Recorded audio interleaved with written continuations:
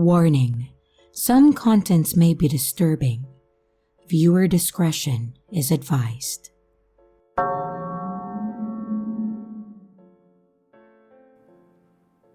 This happened a couple of years ago. I'm a 26-year-old female, and I was walking my dog, Indy, in my local field. It was dark, but it wasn't late. It was winter time in the UK, so maybe around 6 p.m. The field is mainly used for rugby or football, but is completely free to walk through whenever. It is also surrounded by houses and streetlights on the roads, but the field itself is dark.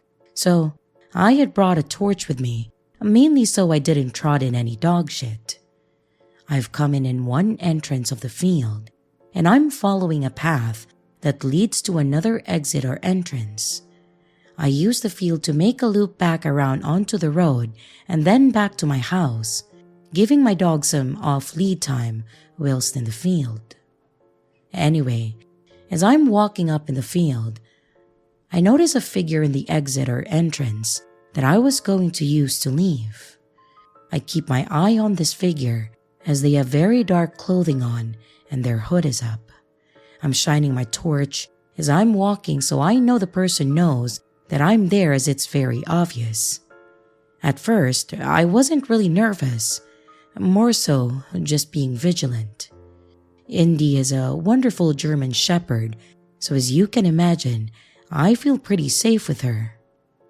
It wasn't until I saw the person duck down behind a bush or tree that I absolutely froze. There's a lot of new trees or bushes planted sporadically up the part of the field that isn't used for sports. I was about 200 feet from the exit, but would have to walk past the bush that they hid behind to get to it. I call Indy over and I get her back on the lead so she is close. And by this point, she is also hyper alert due to the person behind the bush. With that, I heard a weird, high-pitched voice that sounded like they were saying my dog's name. I assumed they heard me when I called her, and they said it 3 to 4 times in this longed-out high-pitched voice. It's clearly coming from the person hiding. Luckily, Indy wasn't reacting to it, as it probably barely sounded like her name to her. I had a moment of, shall I fight or flight? Either I, 1, run past the bush and try for the exit, 2, turn around and run back into the dark field and make for the other exit, which is a lot further away, or 3, confront this motherfucker. Indy at this point is hackles up, ears up and very alert in front of me, all while still maintaining a wonderful sense of calm. Well, I went with number 3. I confronted that weirdo. I mustered up every bit of courage and confidence that I had, and I shouted at the top of my voice, "What the hell are you doing?" The hooded man came out of the bush very quickly without saying anything, and I said the same thing again.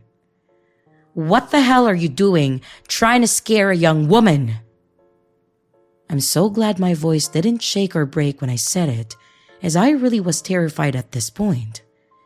He started to stutter and then said, Oh, I thought you were someone I knew." I answered back and said, "Who the hell hides from someone they think they know in a dark field?" After that, he apologized a couple times and continued the rest of the field, and I made for a swift exit with Indy. God knows what his intentions were. Maybe he thought I had a smaller dog, and he was going to try and attack me. Maybe he saw Indy and realized that he had no chance. Or maybe he really did think that I was someone he knew. Whatever it was weird and scary.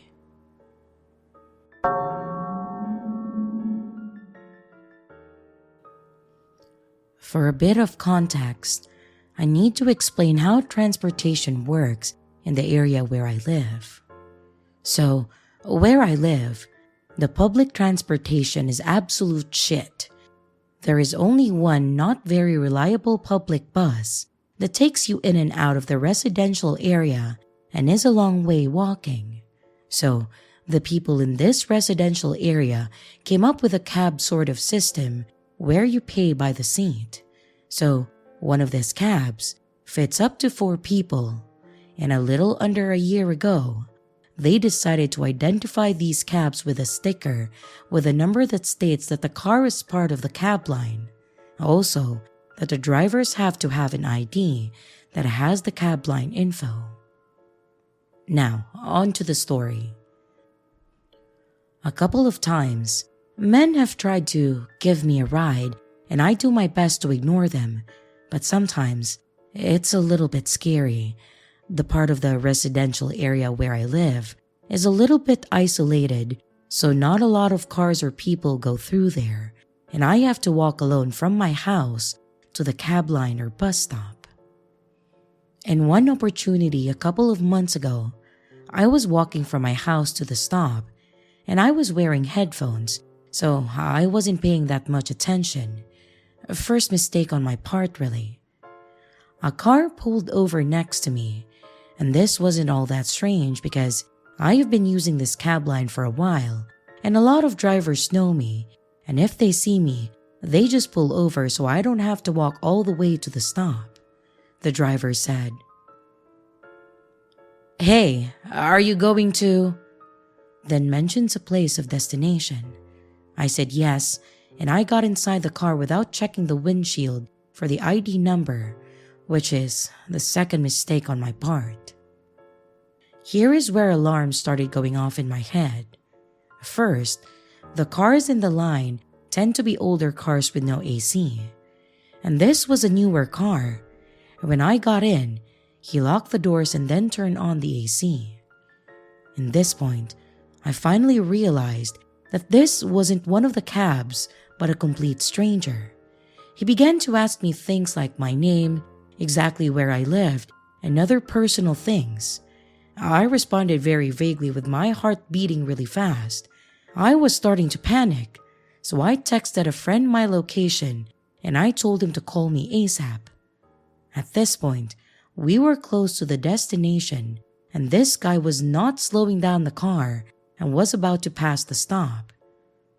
Then, the call came through, and I started to talk to my friend like he was my boyfriend. I said, "Hi baby, I'm almost there. Wait for me and then we'll go, okay?" My friend was really confused, but when the man heard my conversation, he suddenly stopped the car saying, "Oh, sorry, I was so entertained talking to you that I almost passed the stop.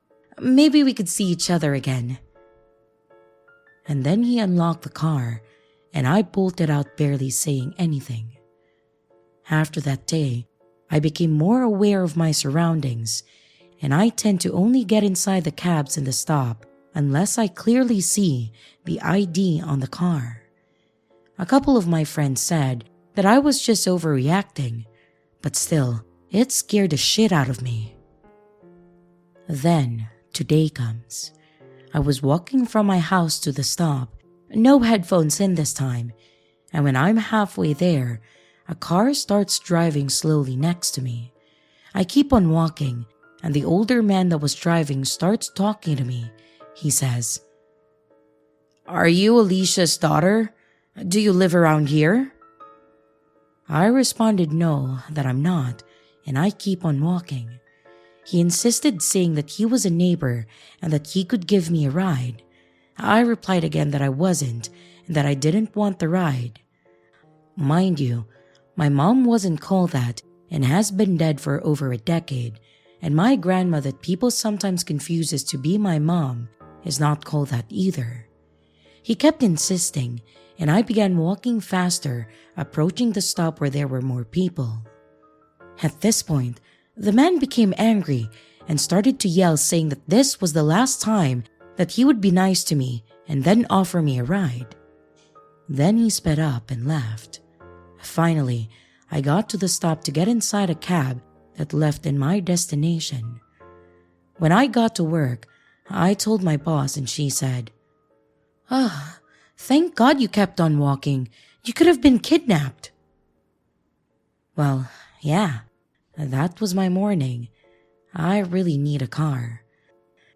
To both those creeps that maybe wanted to kidnap me or who knows what, let's not meet.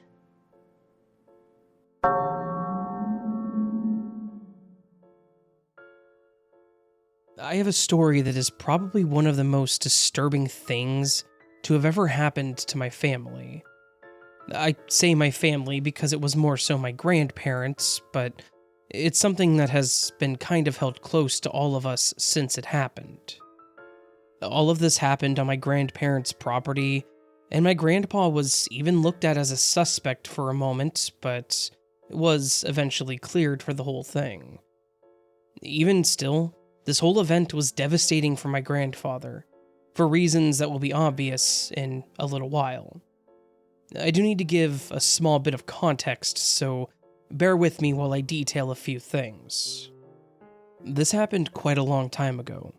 My dad was still in his teens when this took place, so it was way before my time. My grandparents lived in the northwestern part of the US, and they owned a decent amount of land there.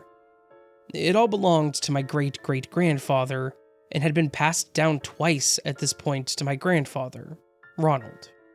On the land that they owned, in the southern corner, complete opposite of my grandparents' actual house, was a small cabin that, way back, was where the hired help on the land lived.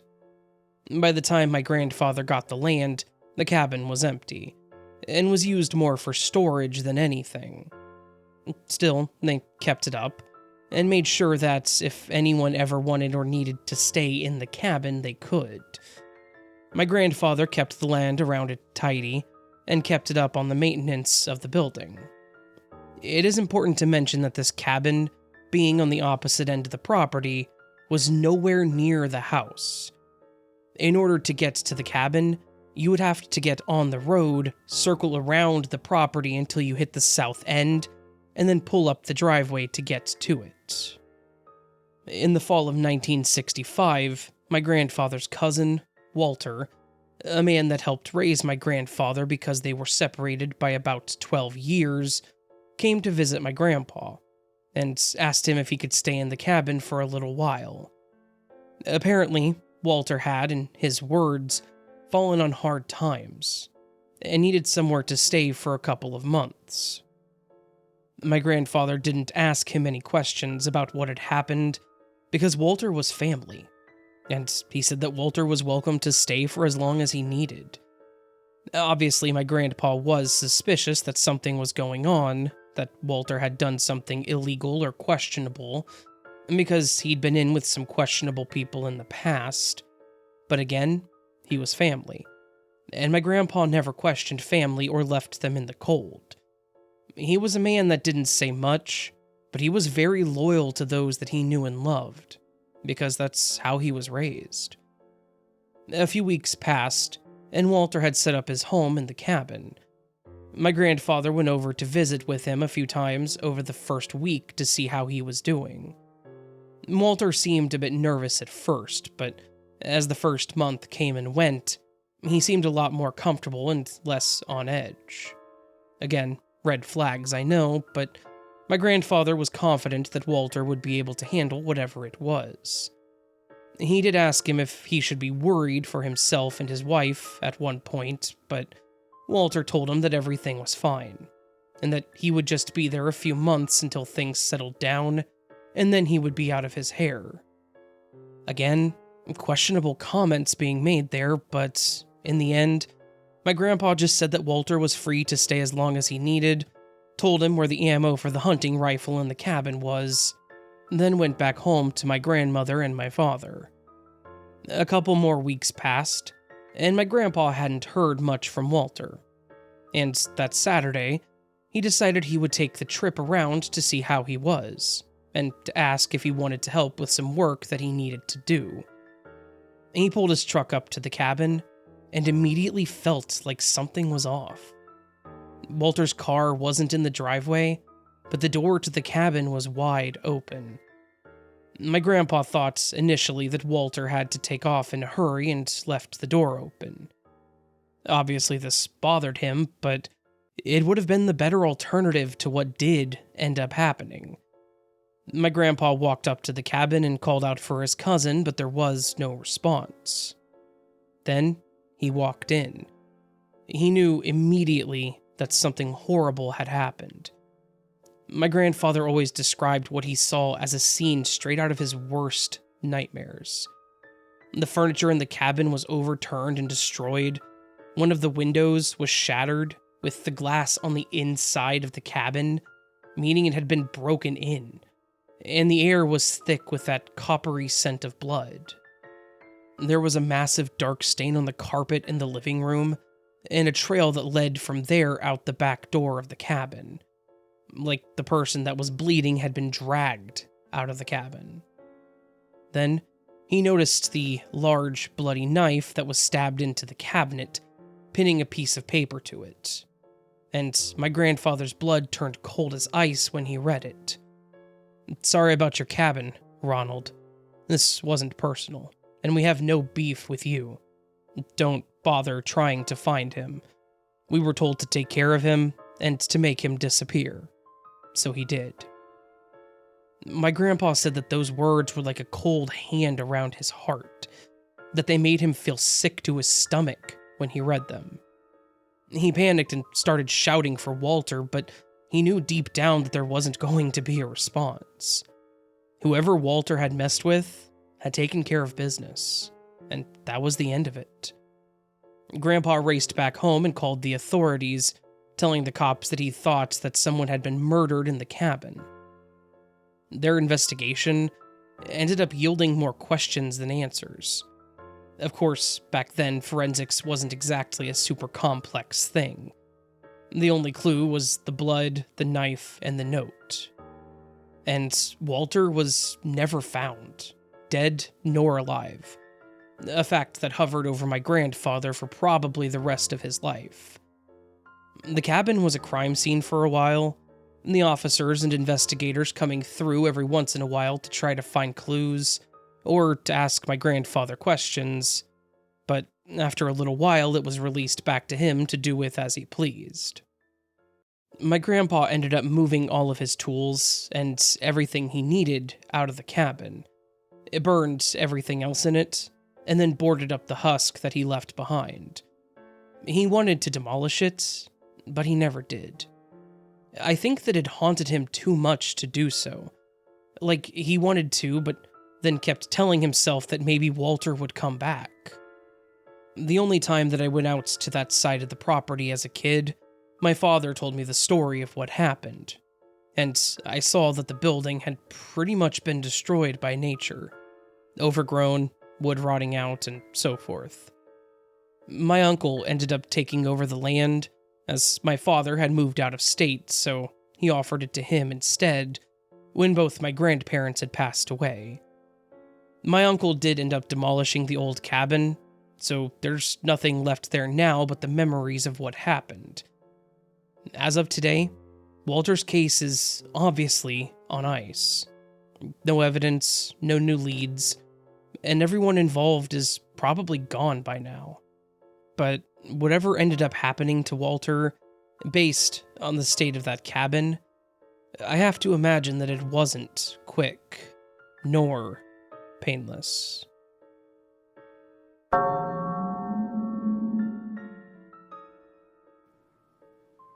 I'm currently an 18-year-old female, but this situation happened in 2021, and at that time I was 16.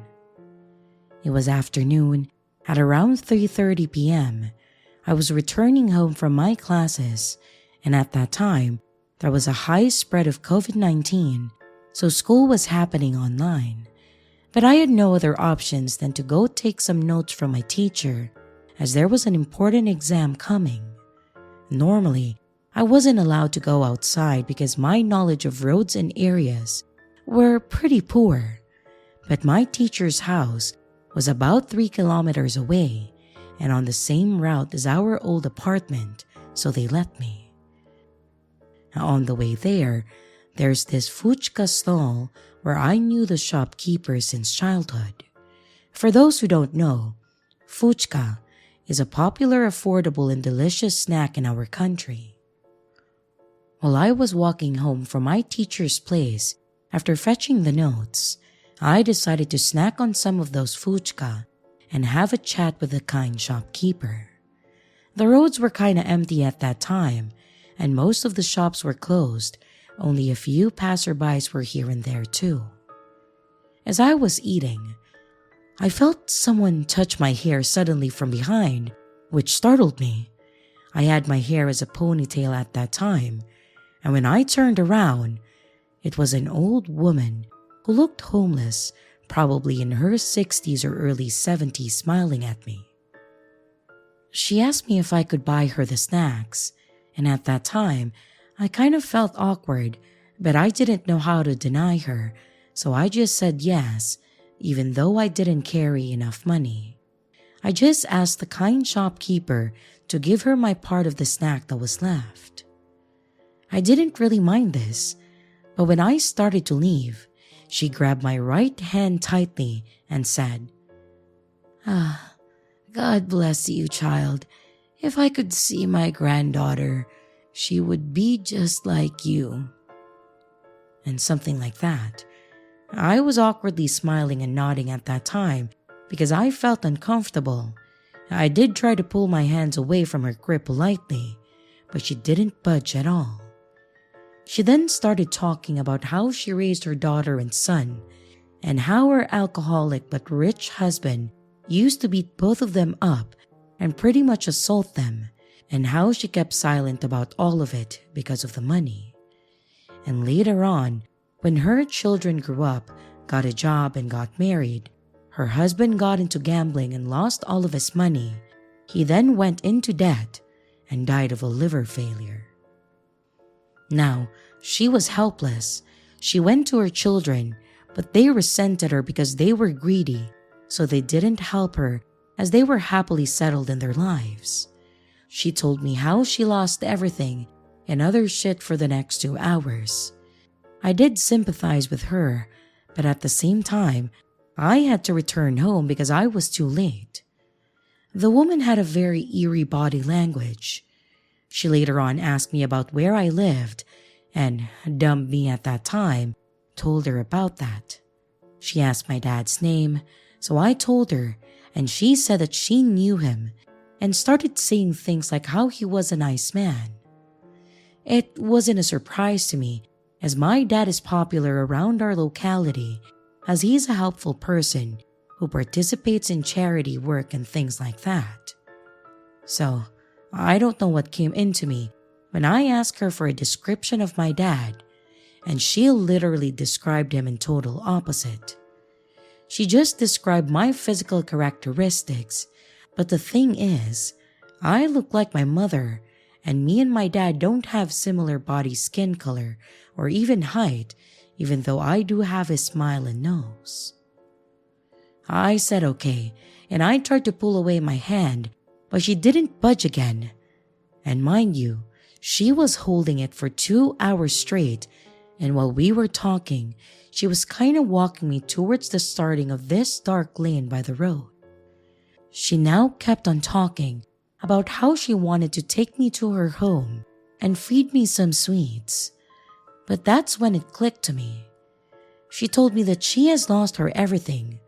So, how was she gonna take me to her home, especially in that dark lane? I got so frightened that I told her that I needed to get back home, or my parents would scold me, and I actually started using a bit of force to free my wrist from her grip. And that's when she literally started dragging me towards the lane, and she was like, No, you fed me snacks. Now you have to take my gift in return. I pulled my hand away from her grip with full force, and I straight up ran home. I was breaking out in cold sweats as I reached home, and understandably, my parents were angry and confused as I reached home. They did understand what happened when I explained the whole situation to them. I was really scared at that time, but I truly feel guilty if she was genuinely a nice old woman. But it was her vibes. They were just creepy.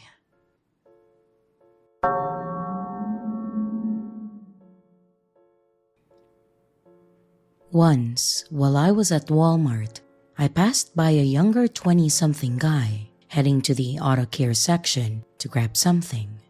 As I'm scanning the aisle to look for what I needed and then consider the options, the guy walked into the aisle and right next to me.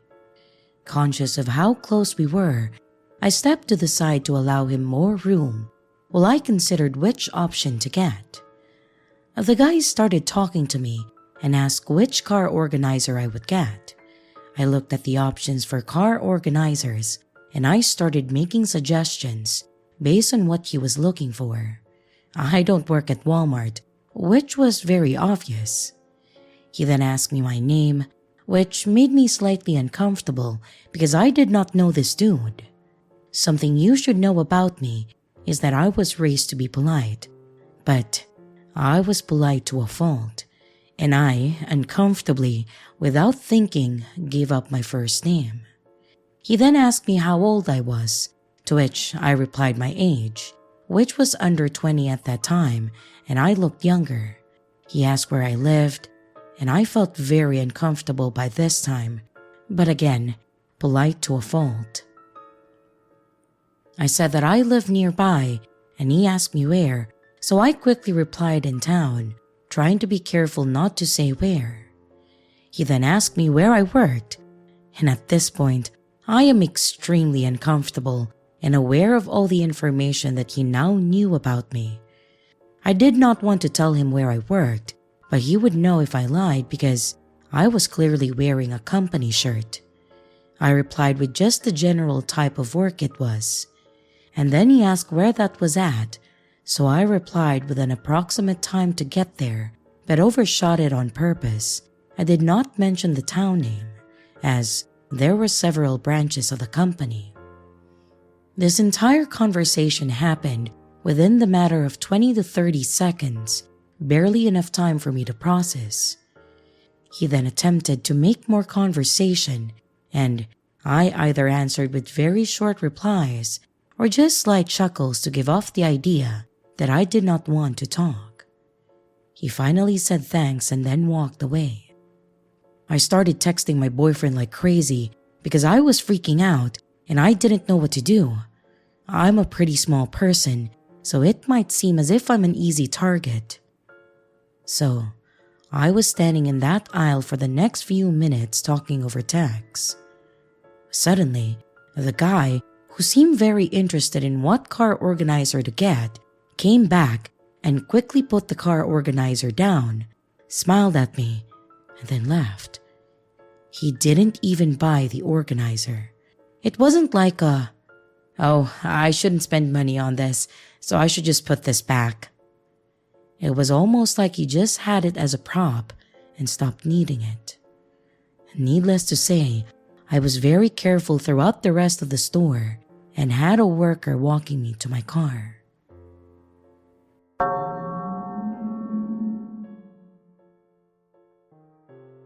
This happened back in late 2020. I work at a hospital, but on the data entry side of things.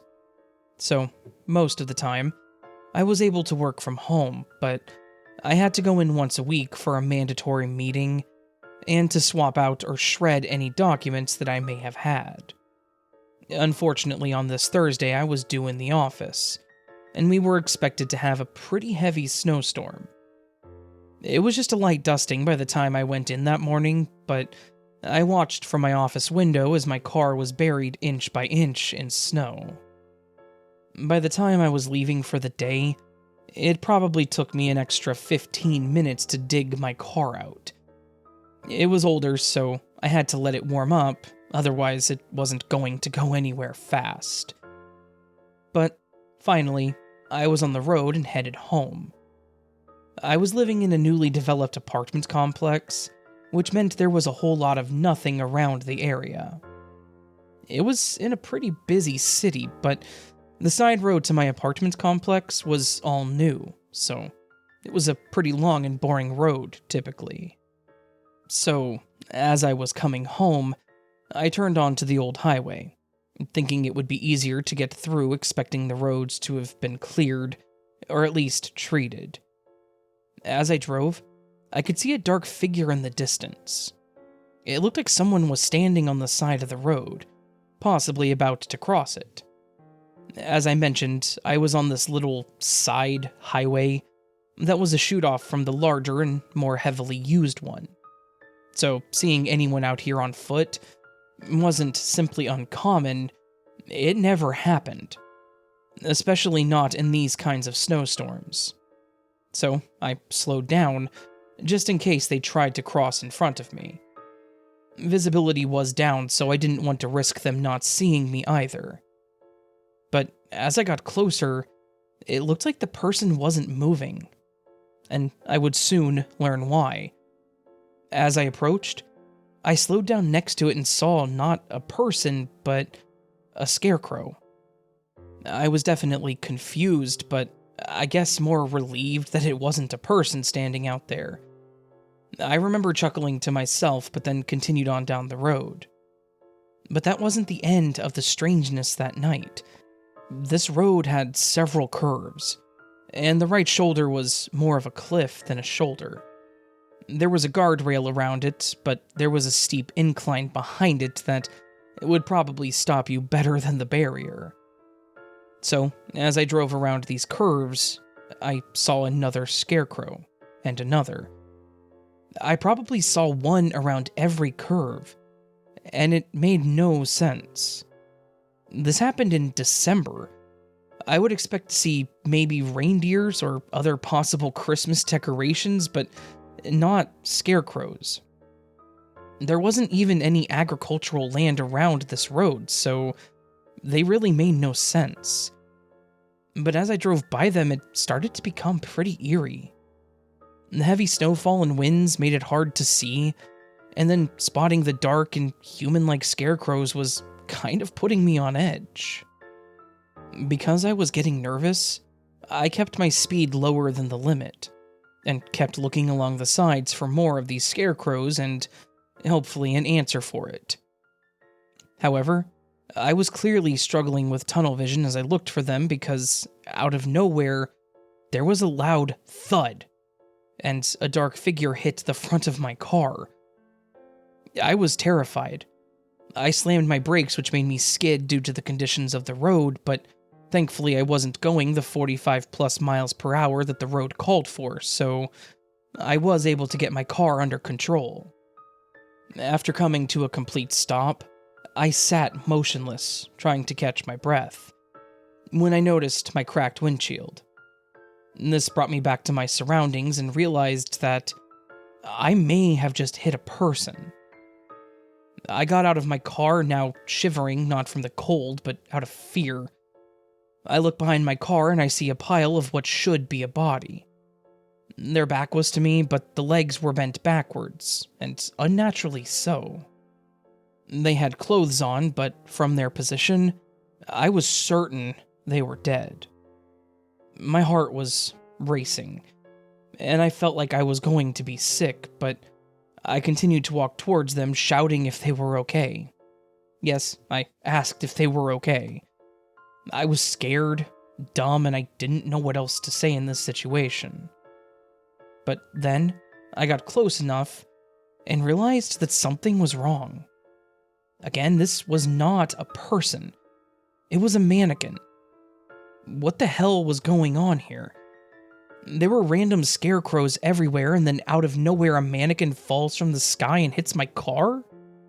I seriously felt like I was in some kind of movie, or someone had to be around recording this.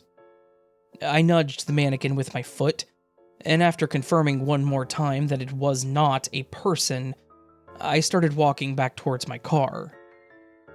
Then, the deafening silence of the snowfall was broken when I heard a shuffling sound from behind me.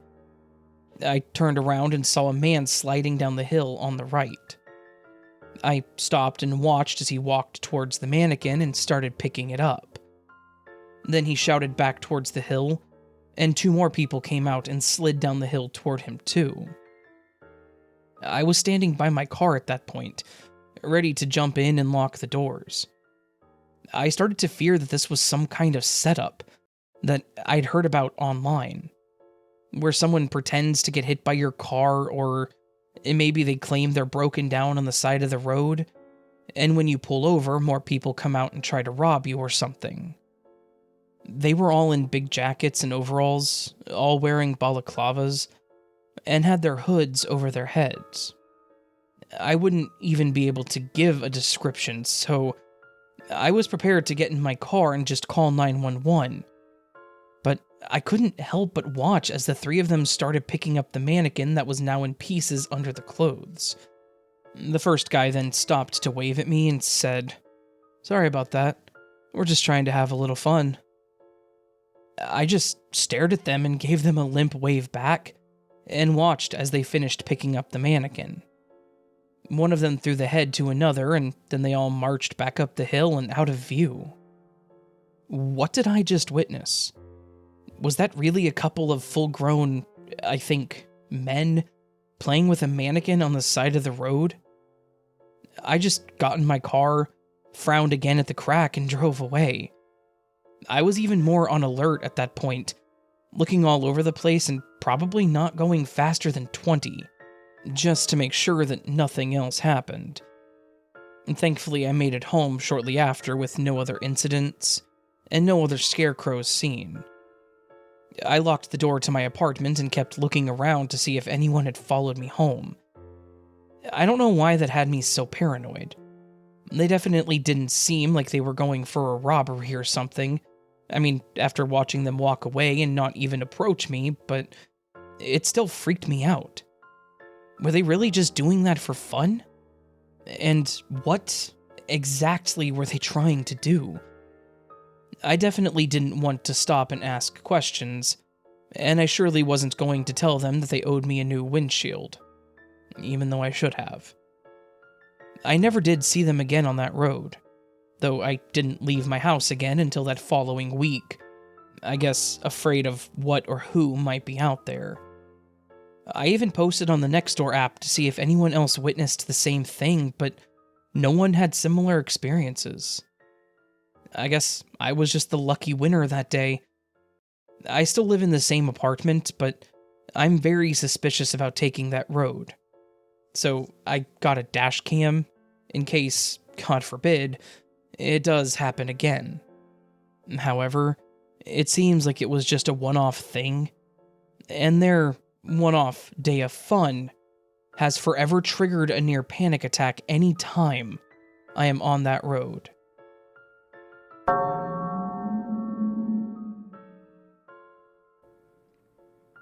This happened to me and my still current boyfriend about 2 years ago. We live in a city that has a main downtown area. The main city is pretty liberal, but once you get out into the county, it can become quite the opposite. That being said, the main city, and especially the downtown area, has a pretty bad homeless problem that's only gotten worse over the years. For the most part, the homeless population is pretty harmless. They know the good spots to hang out, and a lot of times, they just smile at you, and I always smile back, and then you go on your way. Sadly, there has been an increase of incidents in the last few years with the rise of overdoses and more addictive street drugs. I was living in the main downtown area at that time, having just recently graduated college and wanting to be close to the nightlife. My best friend that I met in college and I were roommates. We had an apartment right in the middle of downtown, and it was the perfect setup. My boyfriend, let's call him Jack, happened to live 1 block down, and then about 5 or 6 blocks out of that. It was about a 10-minute walk, give or take, and it was even closer to the heart of downtown as well. So, as you can imagine, how convenient that made it for hanging out, and also not having to take a car and worry about parking. On one overcast Sunday morning, my boyfriend and I woke up at my place, and then we decided to walk over to his so that he could grab some things. We had walked the majority of the way because it was really just a straight walk on the sidewalks the whole time. We were on the right side of the road with the street to our left. We're not 1 minute from my boyfriend's place when I notice something ahead that makes me feel a bit uneasy. First off, there's a guy walking in front of us in the same direction we are, with his back to us. I can see he has both earbuds in. He was walking at about the same pace, so we aren't about to run into him or anything. In front of him, facing and walking towards all of us, is a different guy. He had a small frame, was maybe 5'8", wearing dark pants, a red sweatshirt with a hood up and a backpack. Even though his hood was up, I could see his face. Some short black hair poked out, pale skin, and these black beady crazy eyes that I will never forget. I assumed him to be homeless, as it was an area that was popular for them. Now, he wasn't looking at us, but rather the pedestrian with earbuds in who happened to be closer to him and in front of us. But all of a sudden, I see the homeless guy run and quite literally rush the pedestrian in front of us, like ran up and then stopped about half a foot from this poor dude's face. Since the guy had his headphones in, he probably just wanted to mind his own business and walk home quietly. He was clearly taken by surprise and stopped and took one of his earbuds out to see what this crazy dude wanted. Me, while I'm a risk taker, I don't like putting myself in the wrong place when I don't need to be. This freaked me out and I didn't want the guy to notice us and then come at us next. So I stepped left off to the sidewalk into the street. There was a pretty big lane for street parking and it was lined with parked cars. So I conveniently hid myself from view behind a car as I continued walking. I heard this guy start yelling obscenities at the poor pedestrian, things like, "I'm gonna run you over with a car. I'm going to find you." And like I said, we were not 100 feet from the entrance to my boyfriend's apartment at this point. And after witnessing that, I just wanted to be inside. My boyfriend had continued walking on the sidewalk, and in an instant, I had come back in view, and we had turned right towards the apartment. Now, the apartment did have a main entrance from the street side on the sidewalk, but my boyfriend had just moved in and didn't have the code for the front door yet. All he had was his fob to the parking garage that led to the stairwell up into the place.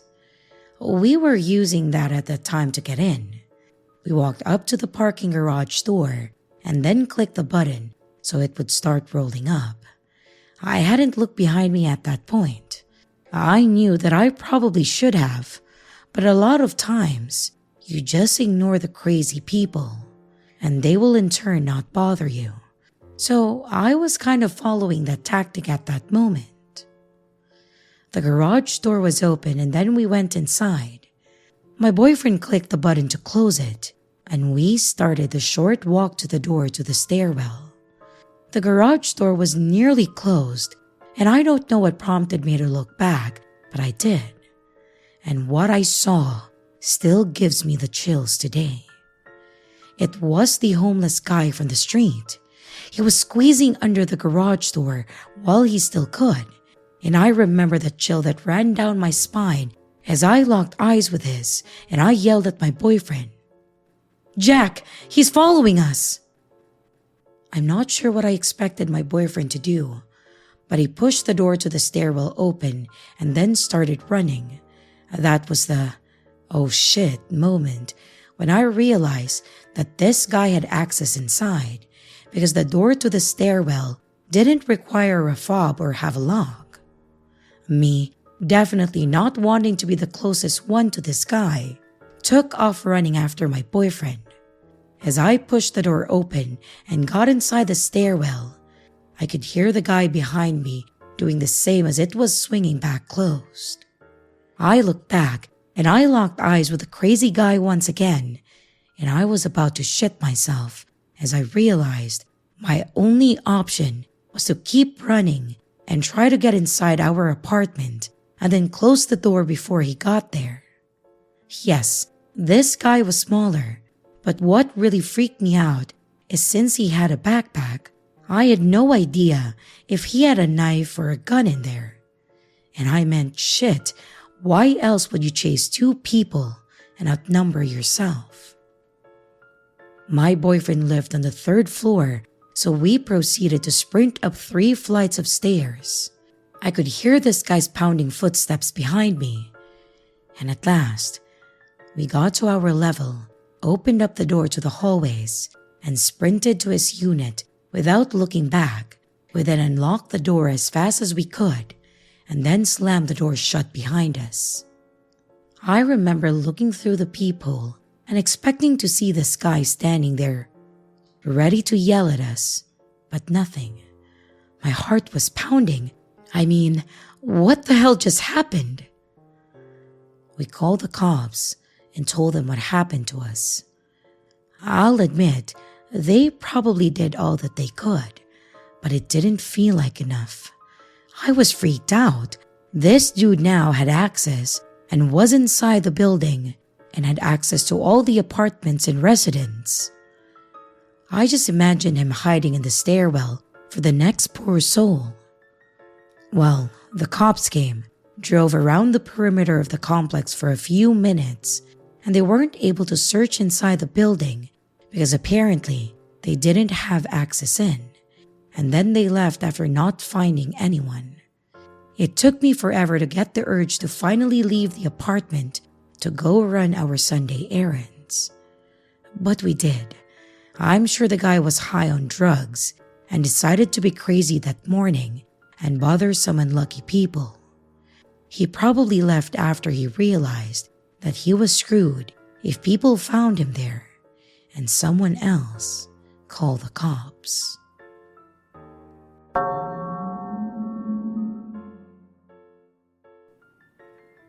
I live in the city. I don't want to give my exact location because it's a pretty prominent city in the US, but it's also expensive.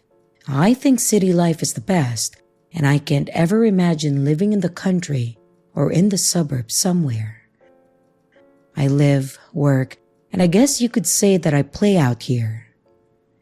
The area in the city that I'm in is known for having an active nightlife, and it isn't uncommon to see other people out at all hours of the night or early morning.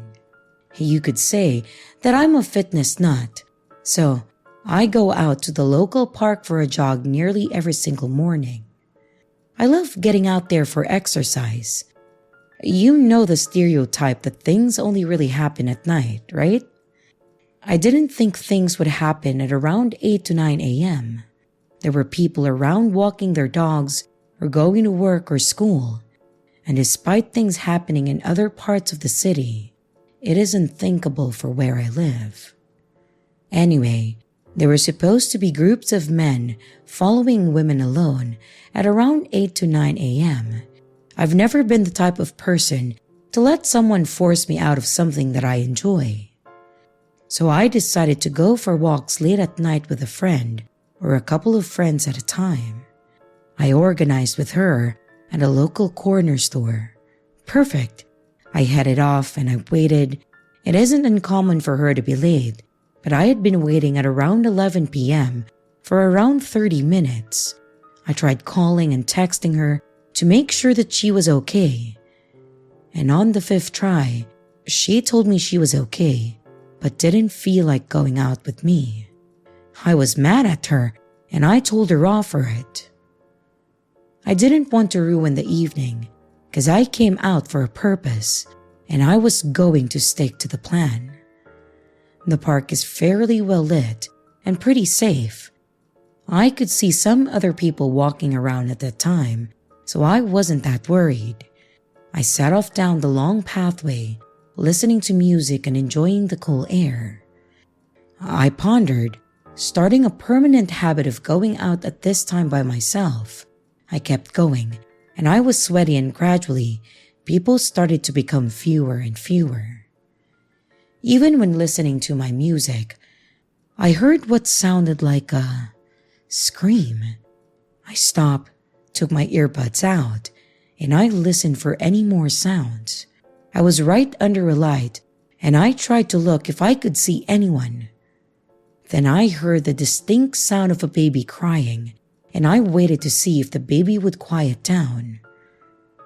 But why was a baby out at this time at night? Did something happen to the mother? I was too scared to call out. I slowly walked toward the sound, and the baby's cries got louder and louder. I saw a baby carrier, the kind you place in a car near a blanket and close to some trees. It looked damn suspicious, so I froze, unsure whether I should check the baby or call the police first. If the baby died before I went over to look, I never would have forgiven myself, so I jogged over and I didn't see anyone. I pulled the car seat back and it was covered in a blanket and ripped it away. There was a doll in the car seat with a small speaker taped around its neck. I let out a scream and I backed away, nearly falling over in the process. I didn't see anyone hiding or anything. I didn't wait to find out if there was anyone there. I turned and I ran as fast as I could out of the park and into a well-lit area. I could hear some people running behind me, and I could have sworn that I heard someone tell me to wait or to stop. Well, there was no way in hell that I would be stopping for anyone. It was only when I was at a nearby restaurant that I slowed down and I told them what happened to me in the park. I don't know if they were human traffickers or just people who wanted to rob me. Either way, someone who does something like this doesn't have good intentions. I should have called the police instead. I did. I called the police afterward and I reported it. These sorts of crimes happen in the rougher areas of town rather than where I lived. They were mainly robberies. I only go jogging with people now or during daylight to prevent these things from happening. The sad thing is, people stop walking through the park as much, including me. It is sad that the actions of a few can impact the many. I used to feel so safe here.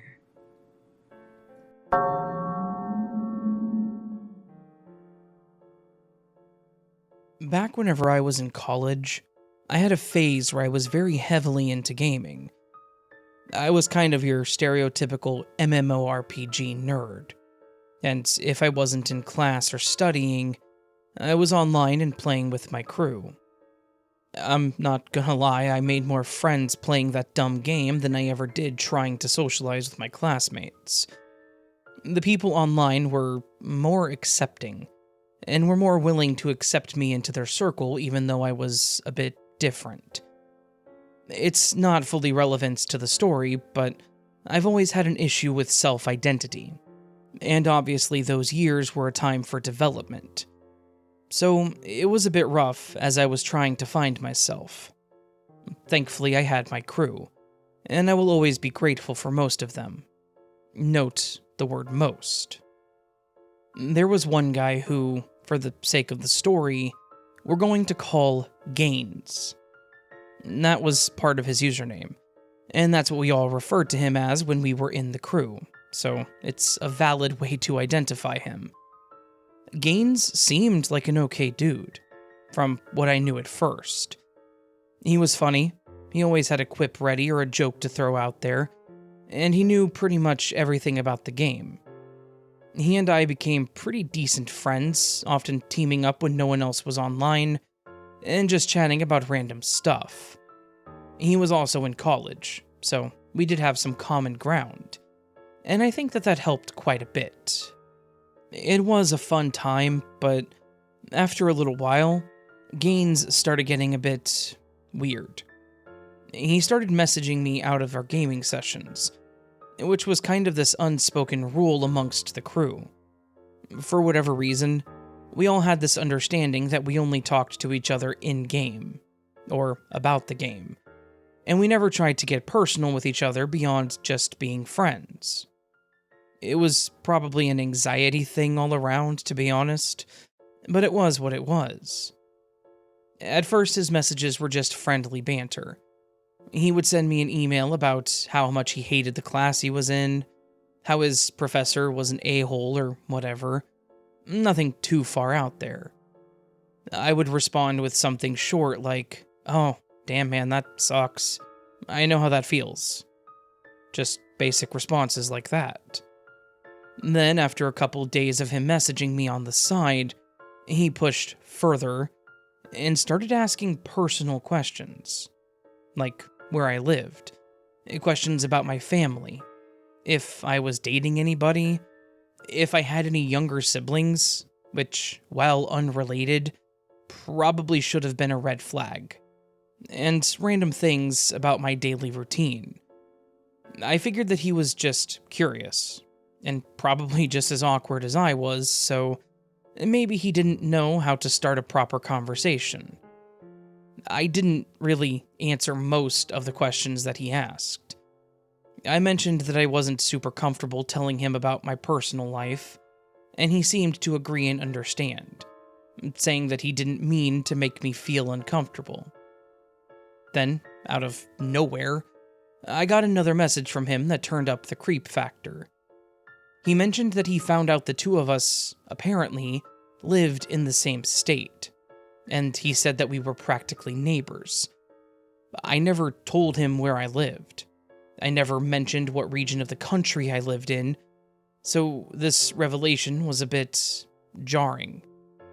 He started to insist that we meet up, saying, "Since we get along so well, it'd be stupid for us to not hang out IRL." I mentioned that I would think about it, but that I was super busy with college, and I didn't have much time for a social life. To which he responded, "But you have time for the game?" I hated that he had a point with that, because he knew when I was in the game, and he knew that it was pretty frequent, mostly because he was also always in the game with all of us. I mentioned that the game was my way of relaxing, and that I wasn't a very social person. And Gaines said, "Let's just meet up once, and we can see how we like it." I genuinely did not want to meet up with him, but he kept pushing it, and I didn't want to pick a fight with someone that was friends with everyone else that I considered a friend. So I agreed to meet up at a small restaurant on the edge of town, something public and where a lot of people would be just in case. The next day, I got an email from someone else from the crew that asked if Gaines and I were dating. It was a bit weird, but I mentioned no, that I wasn't interested in him, as he wasn't my target demographic, if you get my drift, and then asked why. He then forwarded an email that he had apparently sent to everyone in the crew, except for me, that said he and I were meeting up for the first time after having been in love in an online relationship for months. I was so confused. I told him that we'd been talking for a couple of weeks through email, that he had contacted me, and that he had been pushy about meeting up, and that it was nothing like that. He then told me that I needed to make sure that Gaines knew that, because he apparently had a very different idea of what we were. I was pretty fed up with it at this point. He had made me feel so awkward, and he was so pushy about meeting up, and I had given in because I thought it would be harmless, and I didn't want to make it awkward with our crew. And then he went and made it awkward in his own way. I went ahead and started a message to everyone else, including Gaines, and I made sure to put in the message that he and I were not together, that he was mistaken about our meeting up, and that it was going to be nothing more than as friends. I reiterated what everyone in the group should have known, that I was swinging for the other team, and that I was not interested in him at all like that. Apparently, this was the wrong thing to do, and he did not take it very well. About 10 minutes after I sent the email, I got a phone call from a blocked number on my cell phone. At first, I ignored it, and then I got another one, so I went ahead and answered it. As soon as I did, the person on the other end, who I learned was Gaines, started screaming at me about how I had ruined his life.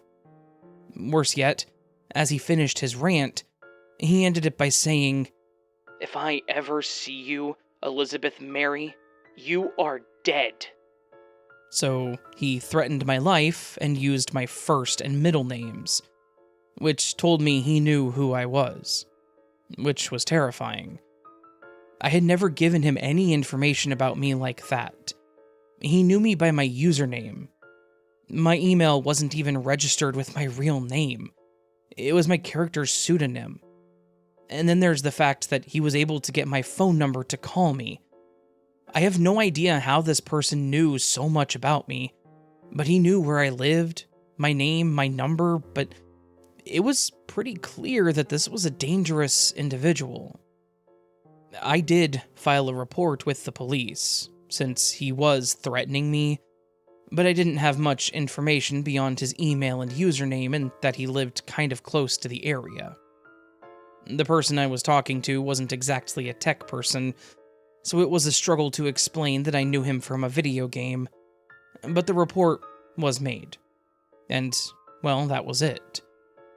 There was some more banter in the group email about the whole thing, and I mentioned to one of the friends that had reached out to me that Gaines had somehow found all of my personal information. He was nice about it, gave me some tips on things to check and lock down on my social medias, none of which was connected to my game account or email, and I went through what he said. But honestly, there was nothing indicative of how he found me. After a while, I just kind of stopped playing the game. I was nervous that I would run into Gaines, or that the crew would treat me differently because of all of this. So I stopped playing as much, and eventually I just quit altogether. I do keep in touch with two of the people that were in the group, and it's been a few years, and from what they've told me, after Gaines pulled this, the group sort of dissipated. I also found out that I wasn't the only person in the crew that he had started messaging, and he managed to find all of her personal information as well, and that he apparently threatened her when she rejected him. In the end, I am grateful that nothing really happened, that he and I never ran into each other, and that he just left me alone after all of this. But it was still pretty damn creepy. He had way too much information on me, and I don't know how he found it. But he did. I feel like he could have done much worse, so I guess I'm thankful that he had some restraint in the matter. And nowadays, I only play single-player games or games without comms. I don't want anything like this to ever happen to me again.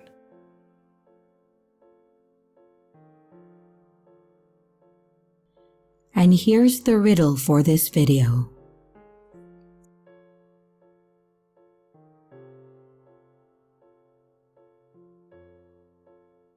Hello everyone, it's your creepy sister here. Thank you so much for watching the video. I really appreciate each and every one of you. But I would also like to thank my amazing patrons, my top tippers, and my dearest channel members. Thank you very, very much. I really appreciate it with all of my heart. If you want to support the channel further, you could also choose to become a patron, a tipper, or a channel member. But remember, it's appreciated, but never a requirement. I would also like to announce that we have merch now. The link is in the description of the video, along with all my other social media links, like my Discord server, Twitter, Instagram, and others. You can connect with me and send your stories there. And don't forget to like and subscribe if you haven't yet, and comments are highly appreciated. And remember, your fear feeds me.